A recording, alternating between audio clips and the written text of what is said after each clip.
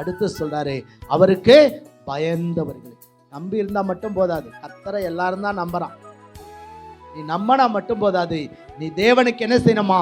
பயந்து நடக்கணும். கர்த்தருக்கு ஸ்தோத்திரம். ஆண்டருக்கு பயந்து நடக்கிறது என்ன? தீமையை வெறுப்பதே கர்த்தருக்கு பயப்படுகிற பயம்.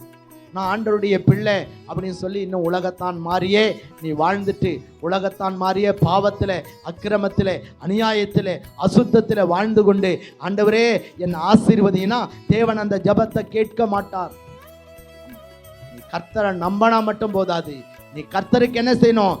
பயந்து நடக்க வேண்டும். எல்லா இடத்திலும், உங்க வேலையில, உங்க வீட்டில், உங்க வாழ்க்கையில, ஸோ எல்லா இடத்திலும் கர்த்தருக்கு நீங்கள் பயந்தவர்கள் என்பதை எதன் மூலம் அறிந்து கொள்ள முடியும்? உங்களுடைய நற்காரியங்கள் மூலமாக, உங்களுடைய உண்மையின் மூலமாக, உங்களுடைய உத்தமத்தின் மூலமாக. அந்த இடத்துல நீங்கள் தேவனுடைய பிள்ளைகள், நான் தேவனுக்கு பயந்தவன் என்பதை நீங்கள் வெளிப்படுத்த வேண்டும். அல்லேலூயா. அதனாலதான் சங்கீதம் 34 தாவீது சொல்றாரு, கர்த்தருடைய பரிசுத்தவான்களே அவருக்கு பயந்திருங்கள். அவருக்கு பயந்தவர்களுக்கு என்ன இல்லை? குறைவில்லை. அல்லேலூயா.